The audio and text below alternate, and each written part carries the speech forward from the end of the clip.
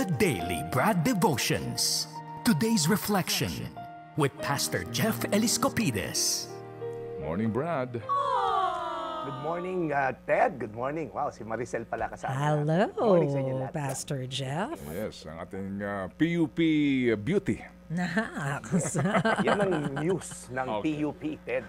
Matindi yan. Okay. Sige. So, ito na yung sulat po. Palagay ko marami makaka-connect din dito sa mga magulang po na nahihirapan para po, kumbaga, i-manage ang kanila pong mga anak. Sel? Eto na, Pastor. Pastor, ako po si Liza, 42 years old, isang working mom, at may isa akong anak na high school student. Gusto ko lang pong humingi ng payo tungkol sa isa sa mga pinaka-pinag-aalalahanan kong bagay ngayon, ang impluwensya ng social media, lalo na sa anak kong babae.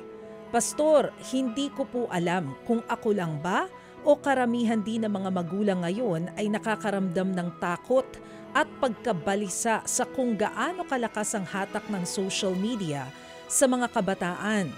Dati po, kami ng anak ko ang magkasama tuwing gabi. Nagkukwentuhan, sabay kumain, minsan nanonood ng TV. Pero ngayon, kahit sabay pa rin kaming kumakain, madalas nasa cellphone na lang siya, naka-earphones at humahagik-gik sa kung anong pinapanood niya online. Nung una, iniisip ko na okay lang, pampalipas oras lang siguro, pero habang tumatagal, napansin ko pong nag-iiba na rin ang ugali niya.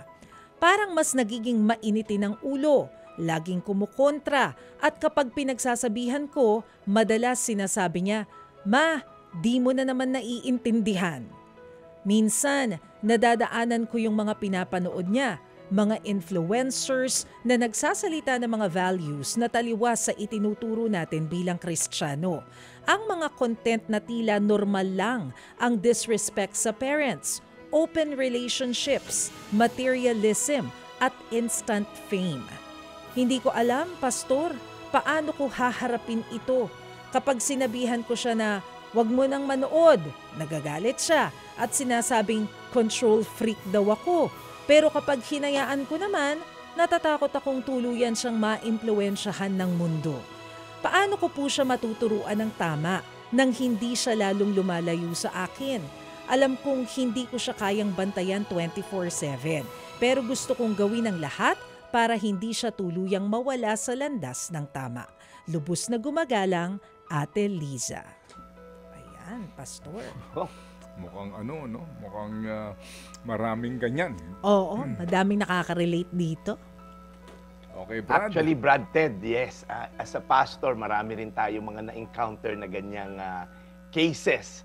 At hindi nalingid sa atin yung mga negatibong naging effect din pag hindi nabantayan. So, Ate Lisa, gusto ko lang sabihin, hindi ka nag-iisa. Okay?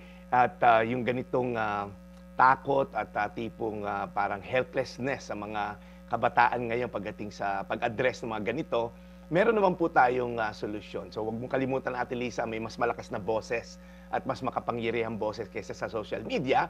Ayan na yung boses ng mga magulang na sa tamang gabay ng Diyos. So, number one, keep building relationship before rules. So, kumbaga, connect before you correct. So, yun, Ate Lisa, tandaan mo yun. Ano? Minsan kasi mas nauna muna, bawal yan, kaysa magkwentuhan. Kwentuhan muna tayo, and then, pag medyo nakita natin yung anak natin, nag-open up na, baka that's the time pwede nating i-correct.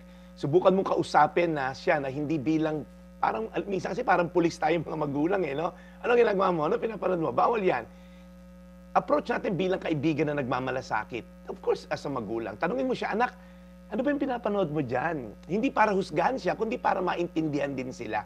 Kapag naramdaman niyang hindi mo siya gustong kontrolin, mas magiging bukas siya at makikinig sa'yo. Pangalawa, Ate Lisa, model what you want her to see. Ibig sabihin, ang pinakamabisang pagtuturo ay hindi sa pamamagitan ng pagbabawal, kundi sa pamamagitan ng halimbawa. Maging maganda kang ehemplo. Kung nakikita ng anak mo na mas pinipili mong magbasa ng Bible, kaysa mag-scroll, mas pinipili mong magdasal kaysa magreklamo, or yung alam mo yon, yung mag-spend ng time sa kanya na ikaw naman, maaaring puro cellphone din pala, and then babawalan mo siya, ayaw natin ng ganon. Baka makita niya yung pagiging magpasensya mo kaysa magagalitin. Yun yung mga values na tatatak sa kanya. Ang sabi sa Kawikaan 22:6, Ate Liza, ituro sa bata ang tamang pag-uugali at hindi niya ito malilimutan hanggang sa kanyang pagtanda. Kaya may training po na kailangan, Ate Liza, train a child in the way he should go. Paglaki daw niya, hindi niya ito makakalimutan. Hindi mo kailangan kontrolin yung bawat video na papanoorin ng anak mo, ipakilala mo sa kanya si Lord. Okay? At si Lord bahala magbago ng puso niya. And lastly, Ate Lisa, as I end, create boundaries rooted in trust, not fear. Walang masama sa paglagay ng limit, pero paliwanag mo kung bakit. Anak, gusto ko lang na hindi mo madala sa isip at puso mo yung mga bagay na napapanood mo. Hindi lahat totoo sa internet. Hindi kita pinipigilan, gusto lang kitang protektahan.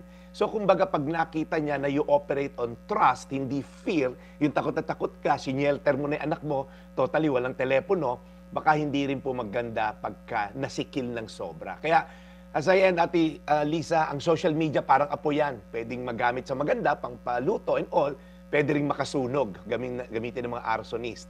So it's a tool. Marami naman daw mga social media na magaganda po, katulad ng Daily Brad Devotion. Yung TikTok natin, marami po yan. So, hindi natin kailangan takasan. Kawikaan 22:6, Ate Lisa, ituro sa bata ang tamang pag-uugali at hindi niya ito malilimutan hanggang sa kanyang pagtanda. Tayo manalangin, Lord, gabayan niyo po mga magulang na nakikinig ngayon, lalo na si Ate Lisa, na kung may mga gusto kami, Lord, na gawin ng mga anak namin, iihemplo muna namin. At pag nakita sa amin ng mga magulang, maaari itong ma-impart sa kanila sa mas malalim na pamamaraan. Tulungan mo rin kami, Lord God, na talagang umasa sa iyo at hindi mag-operate in fear, na talagang ikakadena ang mga anak na totally wala ng kalayaan dahil hindi rin ito magdudulot na maganda. So turuan namin mga anak namin ng proper values and then the Lord will guide them eventually. So salamat sa mga Ate Lisa na nakikinig ngayon na nagabayan ng salita mo in Jesus' name. Amen. Amen. And Lord, salamat po muli kay Brad Jeff sa kanyang patuloy na pagbibigay po sa amin ng aral sa aming pong programa. Always keep him safe and protected. In Jesus' name we pray. Amen. Salamat muli, Brad, sa iyong patuloy na pagbibigay ng panahon para sa ating The Daily Brad at sa Anong Say Mo, Brad. Sa lahat po ng mga may liham, may gusto pong itanong kay Brad Jeff, not necessarily ho sa mga problema sa buhay, baka lamang ho, meron kayong gustong i-share na magandang karanasan dito po sa pakikinig kay Brad Jeff. Yan po ay very welcome po sa ating programa. Brad Jeff? Yes, Brad Ted, pwede silang lumiham, sumulat sa ating private message po. I-PM nyo lang po sa pastorjeff.ph na Facebook, sa Instagram, Pastor Jeff, o sa TikTok, Pastor Jeff din po. I'm everywhere naman. Hanapin nyo lang, Pastor Jeff. And then you can message me. It will be treated with confidentiality. At kung ayaw nyo pong pakilala yung sarili nyo, okay lang din po. Para rin po marinig namin yung mga magagandang testimony nyo or hinihingi nyo ng advice. Ted? Salamat na marami, Brad. We'll catch you again tomorrow and hopefully po, Chacha, ay babalik na tomorrow. Galing po sa kanyang wellness leave. Wow. Yes. Wellness leave. May wellness Sana leave. all. Oo. Kasi dati, vacation leave lang ang tawag, di ba? Napakasimple. Ngayon may wellness Sick na. leave, vacation leave, wellness leave. Ano ba ibig sabihin nun? Para maging well ka. Meron din, Ted, eternal leave. Iba yun, ano? Wag yun. Di pa tayo ready dun. Oo. Basta importante po, she is in a better place. Yeah. Sige. Ako Okay, yung Brad. mamaalam na. Mamaya meron po tayong meeting sa BGC. Sir Mel Halar, thank you so much for tuning in. Magkita-kita tayo. Si Francine from United States. Nanonood din sa atin ngayon. Ito po ang yung Daily Brad, your daily dose of inspiration. Serving the people, Brad Jeff Eliscopides. Mga kapatid, brothers and sisters, saan ka pa? Dito na tayo sa totoo. Dito na tayo sa True FM. Mga kapatid, mag-subscribe and follow po kayo sa social media accounts ng True Network PH. Yan po kami. Hanapin nyo lang True Network PH, Facebook, Instagram, YouTube, TikTok, and podcast. Mapa Apple or Spotify man yan, mahahanap nyo kami. Lahat ng mga napapanood at napapakinggan nyo po sa programa, nasa social media accounts namin yan. So, paano mga kapatid? See you sa social media!